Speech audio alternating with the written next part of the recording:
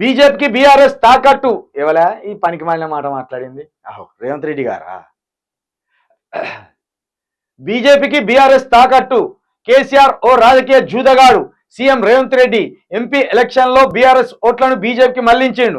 పోయి ఇట్లా ఇట్లా వరద వార్త అంటే అటు ఊర్రి అని చెప్పి రేవంత్ రెడ్డి గారు జ్ఞానం ఉండి మాట్లాడుతున్నారా, మీరు జ్ఞానం లేక మాట్లాడుతున్నారా? ఇప్పుడు అదే 8 సీట్లు గనక బీజేపీకి ఇచ్చిన 8 సీట్లతో పాటు నీకు వచ్చిన ఇంకో 8 సీట్ల నుండి ఇంకో 4 సీట్లు కనుక ఇస్తే ఇప్పుడు నీ ఆట కనవాడు. కేంద్రంలో మోడీ ఆట కనవాడు, ఇక్కడ నీ ఆట కనవాడు. అవి ఎట్లా పోయినాయిరా అని మా అసంటోళ్ళం మేము బాధపడతా అంటే, రాష్ట్రాన్ని ఆగం చేసి బీజేపీకి ఇచ్చిండ్రు ప్రజలు అంటా అంటే, ఈయనేమో కేసీఆరే మళ్ళించిందట. ఎవడన్నా అధికారం చేతులకు వస్తా అంటే వద్దుపో అంత కాలదన్నుతాడు ఎవడన్నా? గీత తెలివి తక్కువ మాటలు మాట్లాడతాను. 8 సీట్లు ఇప్పుడు ఒకవేళ 8 సీట్లు ఇప్పుడు బీఆర్ఎస్కే వస్తే కేంద్రంలో బీజేపీకి మీ మద్దతు ఇస్తామని కేసీఆర్ అంటే ఒక కేంద్ర మంత్రి పదవచ్చు, అన్నీ వచ్చు. మనకు ఒక్క 10 సీట్లు మనకు వస్తే అల్లాడిద్దాం కేంద్రాన్ని. ఎందుకంటే బీజేపీకి మ్యాజిక్ ఫిగర్ రాలే. ఇప్పుడు ఇక్కడ చంద్రబాబు నాయుడు కూర్చున్నాడు చూడు, ఇక్కడ కేసీఆర్ కూర్చుని ఈరోజు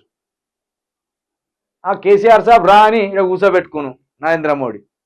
లేదా రాహుల్ గాంధీ పిలుచు, రాహుల్ గాంధీ గారు పిలిచి అయ్యా మేమే మీకు కాంగ్రెస్ అధికారంలో ఉన్నప్పుడే కదా తెలంగాణ ఏర్పాటు చేసింది, కాబట్టి మీరు మా దగ్గరికి రండి, మీరు ఏం కావాలో మేము ఇస్తాం అని అట్లా పిలుచు. వచ్చేసి ఇట్లా అంటే వాడు అంటే మాకు ఏ కుర్రా బాబు బీజేపీకి వేయరు అంటారు ఎవడన్నా? ఏం తెలియదు తక్కువ మాటలు ఇవి.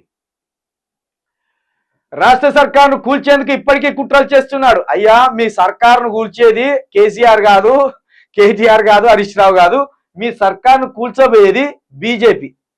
ఇది బాగా చెప్తున్నాం, మళ్ళీ గుర్తుపెట్టుకోండి. మీకు ఆల్రెడీ కొస ఊపిరితోటి ఉన్నది మీ ప్రభుత్వం. 64 సీట్లతోటే ఉన్నది మీది. ఇంకో 3 కలిపి ఇప్పుడు 69 దాకా వచ్చినట్టున్నారు. అలా 9 మంది పోయిందంటే మీ ప్రభుత్వం పడిపోయినట్టే. ఆ 9 మందిని గుంజే శక్తి కేసీఆర్ దగ్గర లేదు, ఇప్పుడు మోడీ దగ్గర ఉన్నది. ఈ 9 మందిని కూల్చే క్రమంలో మీ గురువు గారు కూడా బీజేపీకి సహాయపడ్డట్టే.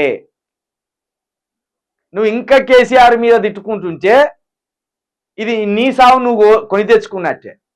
రాజకీయంగా నీ సావు నువ్వు కొని తెచ్చుకున్నట్టే. కేసీఆర్కు ఉన్నదే 36 సీట్లు. కేసీఆర్కి ఎంపీ సీట్లు కూడా రాలేదు. ఎంపీ సీట్లు రాని కేసీఆర్, ఎమ్మెల్యేలు ఇంకా 30 మంది కావాల్సిన కేసీఆర్ 30 మందిని కోలే దమ్మున్నది ఇప్పుడు కేసీఆర్ దగ్గర. ఏం నమ్మొస్తారు కేసీఆర్ దగ్గరికి? ఇప్పుడు ఏ ఊహతోటి వస్తారు జర చెప్పు.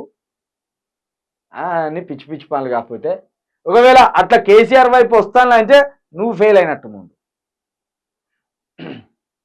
అందుకే ప్రజలు బీఆర్ఎస్ కు గుండు సున్నా ఇచ్చారు. ఆ పార్టీ ఎమ్మెల్యేలు ఆత్మసాక్షిగా నడుచుకోవాలి. బూడిదైన బీఆర్ఎస్ మళ్ళీ పుట్టేది లేదు. మోదీని దేశ ప్రజలు తిరస్కరించారు. ఆయన ప్రధాని పదవి చేపట్టొద్దు. పిసిసి చీఫ్ గా రాష్ట్రంలో కాంగ్రెస్ గెలుపోటములకు నేనే బాధ్యుణ్ణి. చంద్రబాబు ప్రమాణ స్వీకారానికి పిలిస్తే వెళ్తానని ప్రకటన. పోయి అయ్యా మన ఇద్దరం గురు శిష్యులం అని ఆలింగనం చేసుకొని శాలువ కప్పి రారాదు వద్దంటిమా. నీ అనువున అది ఆర్ఎస్ఎస్ జీన్స్ ఉన్నాయో వైపు, నీ అనువున బీజేపీ జీన్స్ ఉన్నాయో వైపు. నేను వద్దంటే ఆగుతావా? పోవద్దంటే ఉంటావా? గాయనతోటి పొత్తు ఎందుకంటే వింటావా? వినవు, పోతావు. ఇక్కడికి ఒక చూడు, బూడిదైనా బీఆర్ఎస్ పార్టీ మళ్ళీ పుట్టేది లేదట. ఇక్కడ మీ గురువు గారు ఉన్నారు.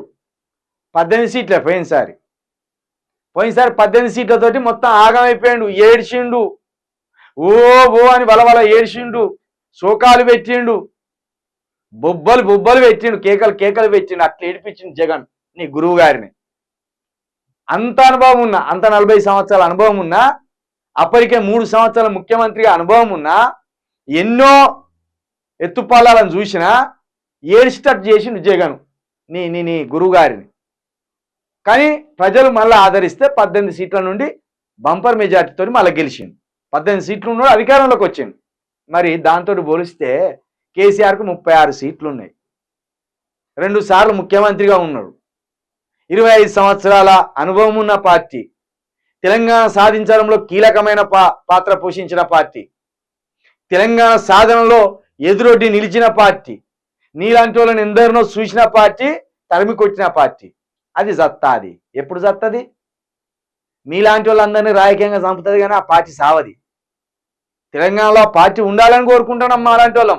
అదే కాదు ఇంకా 2 ప్రాంతీయ పార్టీలు రావాలనుకుంటున్నాను. నీకు దమ్ముంటే నువ్వు ఒక ప్రాంతీయ పార్టీ పెట్టు. అంతేగాని ప్రాంతీయ పార్టీలను చంపుతారని అనడం అవివేకం, సావయ్య అవి. అవి మళ్ళా ఫినిక్స్ పక్షిలాగా మళ్ళా పుంజుకుంటాయి, మళ్ళా దేహాన్ని పుంజుకుంటాయి, మళ్ళా జీవాన్ని పుంజుకుంటాయి. కాబట్టి భ్రమలకి వెళ్ళి ముందు బయటికి వచ్చి పాలన వ్యవస్థ మీద దృష్టి పెట్టు. కేసీఆర్ని తిట్టుడు, కేసీఆర్ కుటుంబాన్ని తిట్టుడు ఇవే పనిగా పెట్టుకోకు. జర పాలన మీద, అభివృద్ధి మీద, సంక్షేమ పథకాల మీద దీని మీద దృష్టి పెట్టి ముందుకు పో అని పిచ్చి పిచ్చి పనులు పడతావు.